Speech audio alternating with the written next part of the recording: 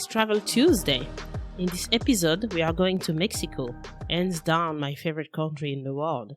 I hope this first place in my heart will never get beaten by another country.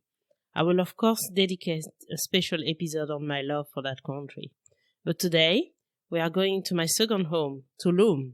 Those who know me will completely agree. An idyllic town set in between the jungle and the Caribbean Sea, with magical vibe and one of the best community in the world. I have been there about 6 times, I think, or 7 maybe. Spent a few months there recently, and I think I will keep on going back there. So in this episode, we are joined by Naz and Pei, founder of Co-Working Tulum, for a special episode dedicated to those who want to work remotely in paradise. Because this podcast is about traveling more than you think you can, but you can also travel and work in a beautiful setting. So guys, please introduce yourself.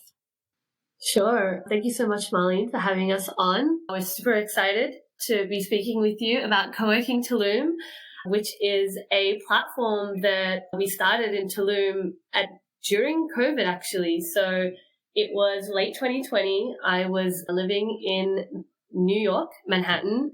I had a corporate job and we just went remote. And so like millions of others around the world, I was suddenly working from home by myself and had a ton of flexibility. So I thought, why work here, especially while we were in lockdown, when I can work somewhere that's a little bit more connected with nature, a little bit more space, and somewhere close to the ocean. So I ended up in Tulum.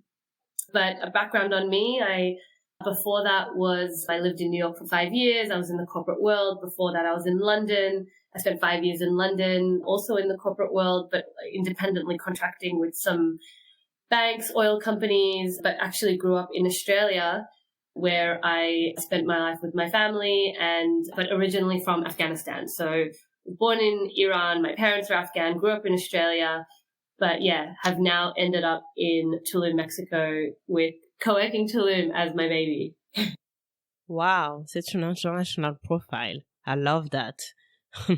And you brought your brother with you. So Pei, tell us about yourself.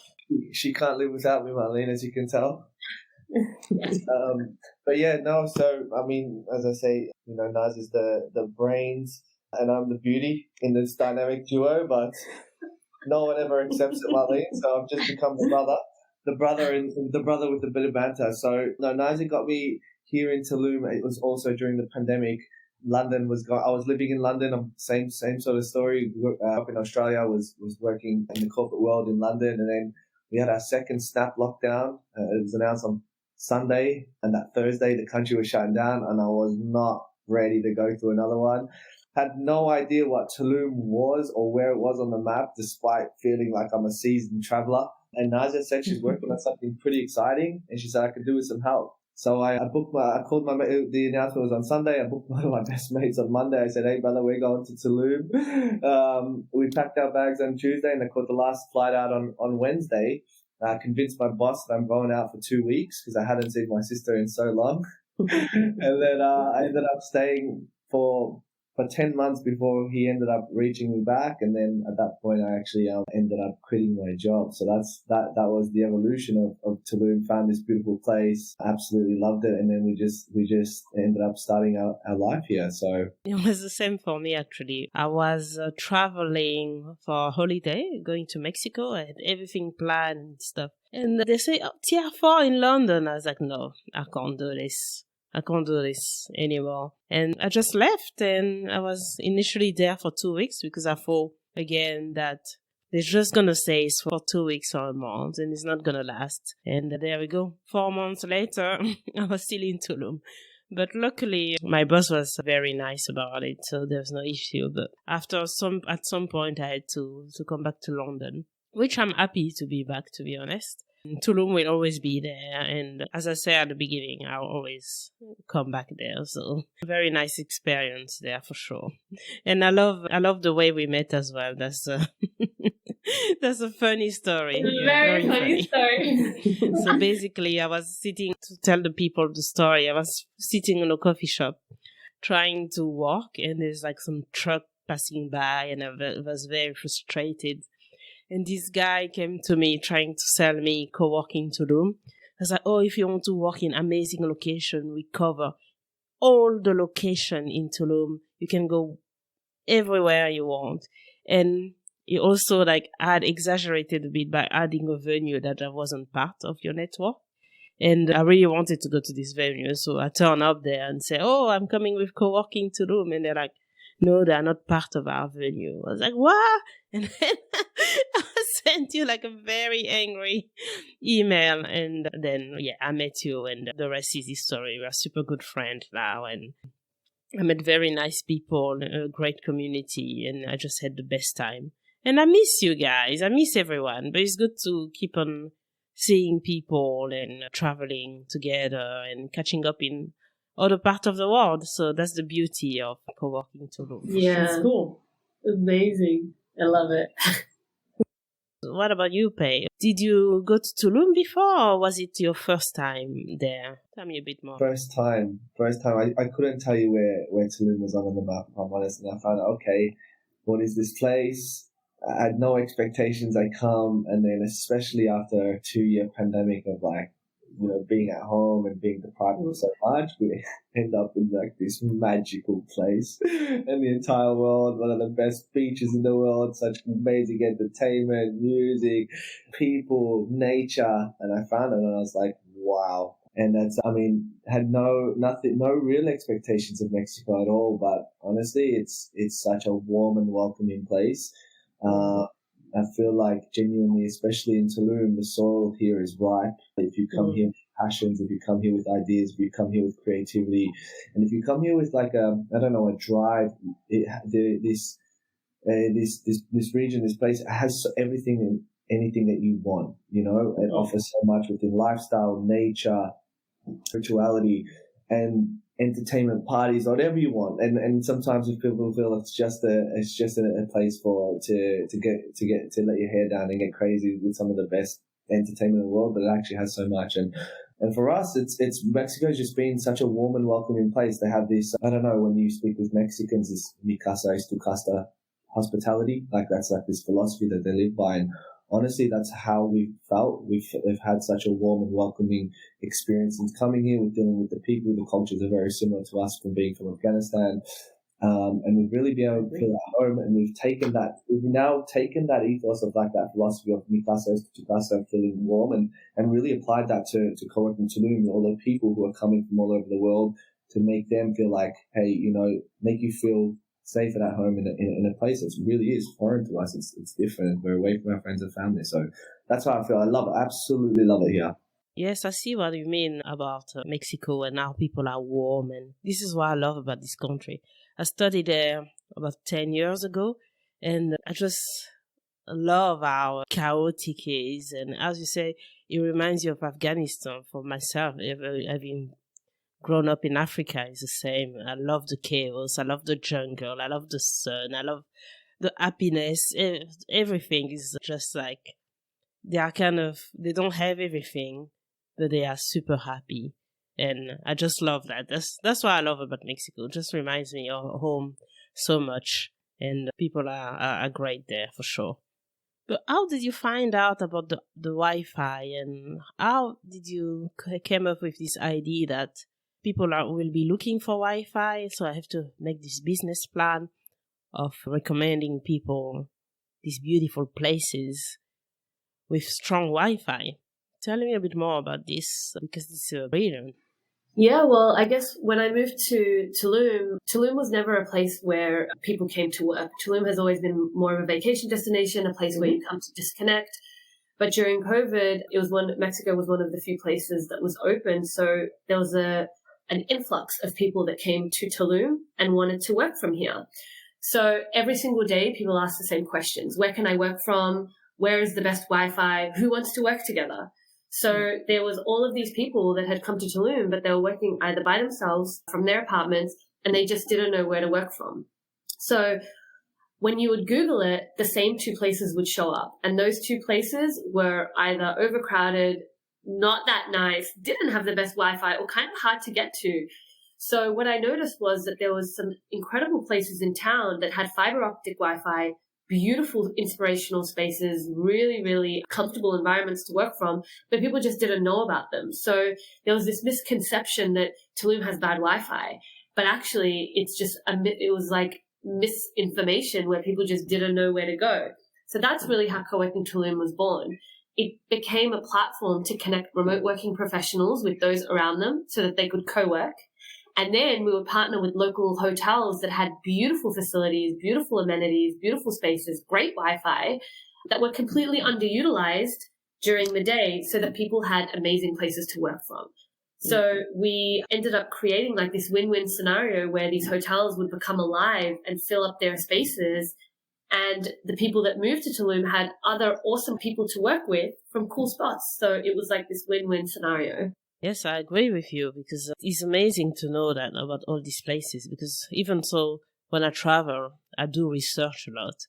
If I wasn't part of your network, I wouldn't find out about all these hotels that you can just sit there all day and use the Wi-Fi. And what was a brilliant idea is that you had found places in every single neighborhood.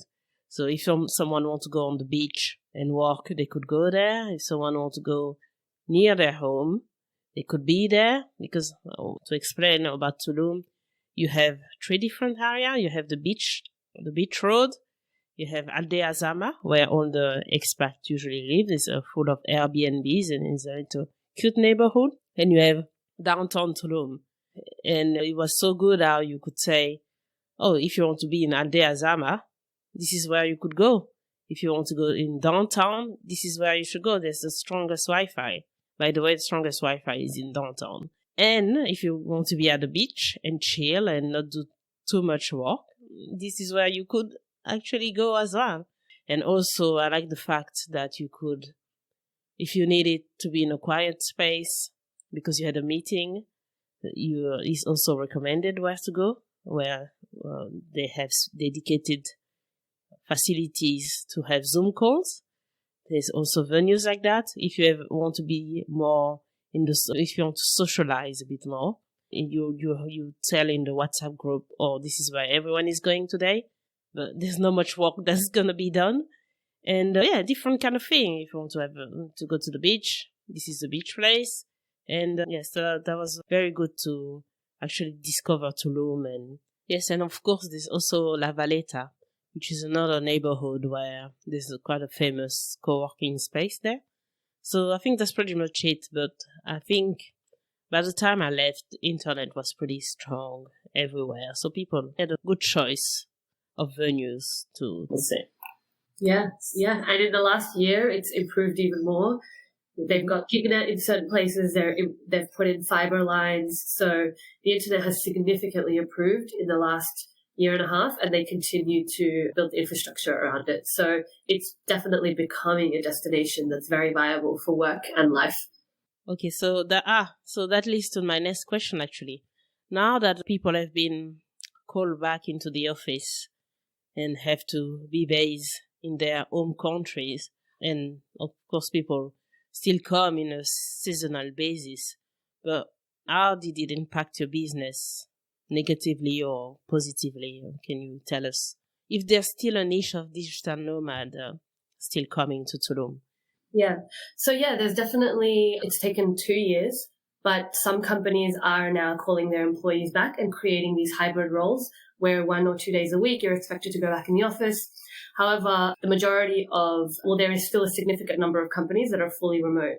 So I think it's about 40% of the US population, or could be more than that actually, is currently in a fully remote or hybrid role, which is about 92 million people just in the US. So even though there are companies that are calling people back, there's still a large market of people that have that flexibility to work from anywhere. So we're still seeing people coming through to Tulum. It is a very seasonal place because of the weather. So during the low seasons, there might be a drop, but during the regular seasons where you have the nice weather, we still have quite a few people coming here. But having said that, the seasonal nature of Tulum does make it a little bit difficult for us to really continue to grow the community. So we are now in the process of raising funds and trialing this concept in a small US city to see if this is something that would stick there, because there's a lot of places in the US that people have moved to or choose to work from for a couple of months of the year because they have that flexibility now. So trialing the concept in a space where it has a more consistent year-round population is going to be our next move to get that stickiness, and also to maintain the communication with our community where 70% of them are American or Canadian. So they're going back to those cities and then really calling us and saying, we really, really wish that this service existed where we're from, because I'm now working from home and I'm by myself and I don't know where to work from.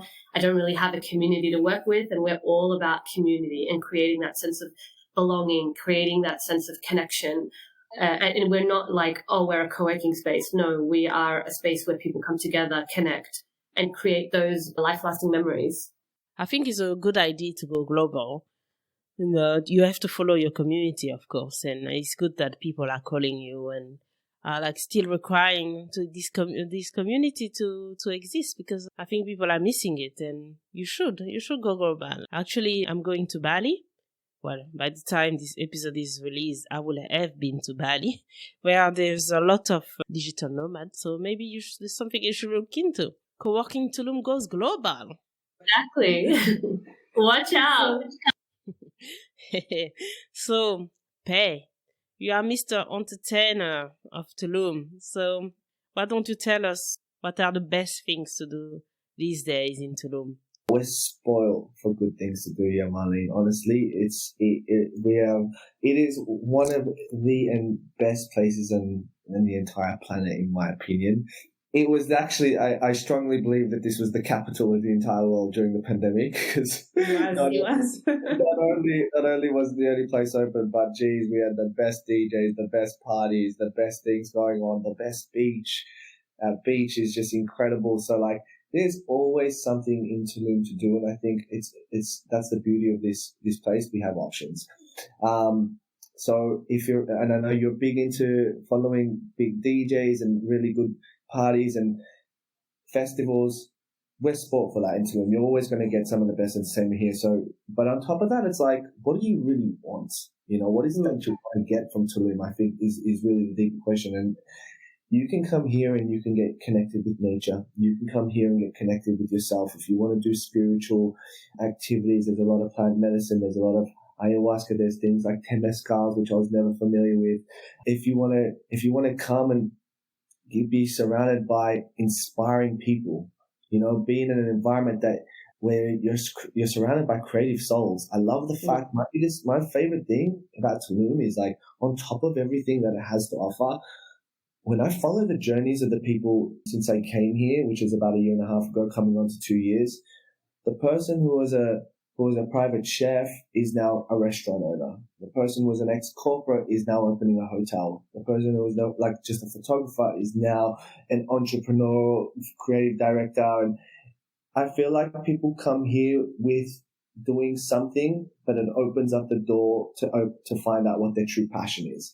And then taking that passion and actually turning it into their being, into their lifestyle, and actually following through with it, and hoping eventually that this lifestyle does become exactly what it is that they desired. And that's exactly what happened with us and me, previously at corporate. Right. 10 months in, now we've let go of that life, full-time entrepreneurs, and this is becoming an entrepreneur has been one of the most challenging, but the most greatest journeys that we've ever been on. The doors that it's opened for us, the conversations that we're having with the people, the interest that people have in us. Previously, I don't think, maybe necessarily might not have been on a podcast while I was doing my IT job. But of course, so much more to that. Naz has been featured on Forbes Mexico. We've introduced so many different verticals to our business, not just within the community, but also providing retreats for businesses who are fully remote, and then having them come here. And most recently, just running a 3.5-day crypto festival. So all whilst blending and meshing this into this beautiful lifestyle that we live, that's only 7 minutes from the beach. That's no longer I need to work to go on a holiday and experience this. we're in an environment where our life almost is like that holiday, but we are achieving and aspiring to our greater goals and our greater vision in life. So as a whole, you can do so much in Tulum, but I think the biggest and the core is like you can really live a lifestyle that, satisfies you and fulfills you. What I love about Tulum is like everyone has his place. I do get annoyed, of course, when I go to this club where people dance with their bottle of champagne and do this champagne shower and the sprinkle and stuff. But these people are not going to go where I like to go. And there's different things for everyone. If you want to have a peaceful holiday, you go at the back of the road. You'll be quiet there. And these are actually the best hotels out there, to be honest. If you're there for a bachelor party and stuff, there's venues for that. And if you want to do yoga and meditation, there's venues for that. If you want to be a bit more local, have the vibes, you go downtown. If you want to hang out with the expat community, you go to Aldea Zama. And you make so many contacts as well, and everyone treats you the same. I've been speaking to big DJ and befriend so many big DJs in Tulum. And I will never make this kind of contact in London. And it's not just about talking to DJ or anything. It's just talking about people that are truly inspirational, entrepreneur, crypto guru, all that you want. And everyone treats you equal. And that's what I really love about Tulum, really. What about you, Naz? Tell us about what you like about Tulum. And also if you have any stories, unusual anecdote. I think the most amazing thing about Tulum is just like the access to nature. So I was always a city girl. I lived in New York, I lived in Hong Kong, Melbourne, London. So I felt like the convenience, that fast-paced life was everything that I wanted. Coming to Tulum and having access to space, nature, jungle, water has been such a game changer. But really, actually, ultimately, which is not linked to space and nature, but actually the biggest thing that I think is really incredible and unique about Tulum is because it's so small, it really does have a real community feel. So people that live in Tulum, when they go to their local coffee shop, when they're going grocery shopping, when they're walking down the beach, when they're going down the road, there is a very high chance that you're going to run into someone you know because the community is small and the community is tight. So even though I lived in these big cities and I thought I had it all, that community element was always missing, which I never really realized. I thought I had community. I thought I had all of these things. But coming into Tulum and being able to connect with people literally every single day and still living, like still doing all the things that I did in the big city, like still having that corporate job or still having that career, but living in an environment where it had more of that community feel has been the most unique aspect of living here. So access to nature and access to community has been the game changer for me. Do you have any practical tips that you could give to someone who comes to visit Tulum, maybe like for 7 days? Actually, that's maybe a question for me. I will actually make a guide about traveling to Tulum and go a bit deeper into that. But as a person who lives there, if you have any other practical tips that you can give to someone? No, for sure. So Tulum is really, really beautiful. However, it is a small town that's growing. So the infrastructure is a little bit behind in catching up with the growth of the place. So some of the roads are not in the best condition. So one of the primary recommendations that I'll give is have like a good source of transportation. So that can be either a scooter or a bike or hiring a car. The other alternative option is that you can take the taxis. However, that can be a little bit expensive. So figure out your transportation, in advance, or you can do it while you're here. But having that flexibility with the right transportation is good. Bringing in cash with you, if you can, is helpful. Some of the ATMs can sometimes, the ATMs are not necessarily from banks that are recognized. So fees might be a little bit high or the ATMs might be a little bit outdated. So the cards might get stuck inside. So we've had a few instances of that happening. So bringing in cash and exchanging it may be a simple solution rather than using your cards within the ATMs. Having said that, most places are pretty credit card friendly. So if you do have a credit card, you can pay for most things with that, outside of like taxis and a few vendors here and there that might require cash or for your tip, you'd want to pay those in cash.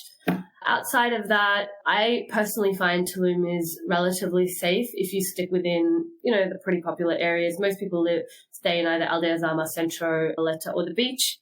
I think it's pretty safe if you stick to those areas. Actually, Tulum in general is pretty safe even outside of that. They're just the most popular places where people like to stay. Yeah, that's true, actually. Like everywhere in the world is never safe. You're not in a safe haven, so you just need to be careful. And there have been, of course, some unfortunate events. But I think there was an attraction there because all the tourists were there, so it was the best place to be for certain people to commit crime. But it will be the same in London. There's some areas you shouldn't go to, like in the deep south of London. Nothing against the part of London. I'm just giving that as an example. But in general, if you stay careful and not stay in the touristic area, because that's not what I'm trying to say, but just don't go into a dark alleyway or into a bar that you find suspicious because you just want to try to be in a dive bar or something. Just act as you would, act with caution in your own city. What is portrayed in movies, people think that sometimes is the reality. That's not the case at all, especially for Mexico City. When we go to this episode of Mexico City, I will dive a bit deeper into that because it's like a massive metropolis. And of course, some areas are dangerous, but it's not what we see in movie. So, Pei, Tulum is quite a paradise, I would say, and it needs to be preserved. So what would you suggest to keep it, to preserve Tulum and not spoil that beautiful paradise? What ideas do you want to share? Yeah, so it is definitely going through changes right now. Like Tulum will even if you come now, Marlene, and I know you're a frequent visitor here, and I'm sure you feel it all the time. Every time you come, there's something different. It is rapidly going through like development. So it would be great to see like the infrastructure to grow with the pace of development. I know there's a lot of other amazing things like airports and trains coming in, but just to preserve the space, like just always be respectful, and like we make comparisons to cities sometimes, and you know what, not to throw shade on any of the others, but certain cities have this feel to it, and maybe if you're in Cancun, you might get a spring break kind of feel to it, or maybe Magaluf can be in comparison to Mallorca, and I think it's just like, just keeping it as respecting the space as much as you can, try and preserve the magic as much as possible. Don't come out here and just get crazy and get wild thinking that it's like, all these other places where you can just do it as you please, but just honoring the place and to keep it and preserving it with the magic that we have right now. So yeah, I think some other things also is that Tulum is basically built on top of one of the largest underground river systems. So that energy that comes from the water and the jungle and all of these things coming together, and also being in like this ancient Mayan land, it really does have a magic about it. It really does have a special energy about it, and you kind of feel it as soon as you enter the space. It just feels different. And with all the infrastructure and development that's happening, one of the ways that we can help preserve this in beautiful land that we're on is really being aware of how some of our behaviors are impacting the environment that we're in. So, for example, the plumbing system here is not sophisticated enough to take toilet paper. So when we use the toilet paper, all of that ends up in these underground river systems and in the cenotes. So knowing that and educating yourself that is something that is unique to this region. So not flushing your toilet paper down the toilet and discarding that by the bins that are always near the toilets, and things like recycling. So really being conscious in recycling the plastics where you can, and the garbage, and composting where you can. So there are practical things like that may require a little bit of education before coming out here. but really do have an impact long term when collectively we all, do the same things. The other thing is that there are some buildings that there are a lot of requirements here when building around preserving nature, not cutting down too many of the trees and so on. So, when buying property or even renting property, really being conscious of, is this a builder that has been conscious? Was this a conscious builder when building? Have they got the right infrastructure in place to really manage the population that's going to live here and so on? And those questions really then also help long term with going in the right direction rather than just going for the cheapest place and not really caring about or asking the questions about how your living environment is impacting the space. Yes. So yeah, they need to be careful because this is what happened in Playa del Carmen. It was so overbuilt that they start building structure on top of cenotes because they were starting to run out of place, and that's not acceptable. So hopefully that will not happen in Tulum. I hope they will keep on with the conscious building things, but there's a need for a limit because otherwise we will keep on expanding and spending and spending, and there will be never an end point, and people will get bored of it and leave because the place won't be conscious enough. I think some people are getting into that point now. People I know that have been living in Tulum for a while are thinking about leaving because of that. So hopefully with the world reopening now, Tulum will take back its consciousness and stay that way. Conscious living is really the biggest thing here. Being conscious with our being and coming with that mindset and mentality, like if you are contributing your own contribution, if you are coming for a community, especially if you're planning to stay, especially if you're planning to stay and being a part of the community and then just being in contribution to the place around you and the way you show up is also, you're going to be a part of that preservation as well. So that's going to be super important. All right. I think I'm done with my question. However, I like to end the podcast with an inspirational quote for the listener. So this time I'm handing over the mic to you guys. So have you got anything that you have that will inspire people in their life or in their wanderlust? It can be long or short, and come on. For me, the first thing that comes to mind for Tulum especially is just a small beach town where big dreams come true. And that's how I truly feel. Okay. Naz? No? Put me on the spot. I can't think of anything right now. I'm sorry. No worries. You can send me one later. Yeah, maybe I can send you one. Well, while we leave Naz thinking about our quote, I just want to say that that's the first episode of the mini-series about Mexico. In the next episode, we are back to the monologue du voyage. Don't forget, #monologue du voyage. I will take you through a couple of itinerary around Mexico from north to south. That will probably take a couple of episodes, and there will be some bonus episode with a little surprise that I have for you. So stay tuned. So, Naz? I have a quote. Oh, you have the quote there. She got the quote. It's actually, and I don't know if I'm going to say it right, but it's actually a Spanish quote. Sure. And it basically says, "Lo que se ve no se juzga." And I think I probably butchered it and killed it. But basically what it means is what you see, you cannot judge. So I think there's a lot of judgment around Tulum and what it is and what it represents, especially from people that have not been here when it comes to safety, when it comes to the party scene, when it comes to various different elements of Tulum. But Tulum is such a unique and beautiful space, and without coming here, it's really hard to judge it.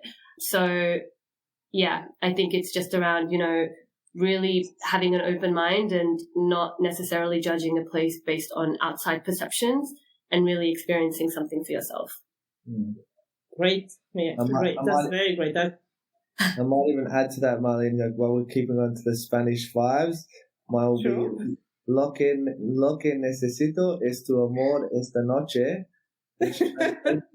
which translates to hola, Nini. Oh no, not this song. The Tulum anthem, Marlene, you've heard it. So what's the song? What's the Tulum song this year? Because oh my god, that song was on all the time. Everywhere. Still on every time. Still on all. Oh my God! They haven't moved on. It's become such an anthem. I've learned how to say it in Spanish. Okay, guys. Thanks for coming to the show. Thank you for It was having me. really cool to speak with you. To the listener, thanks for listening and live inspired.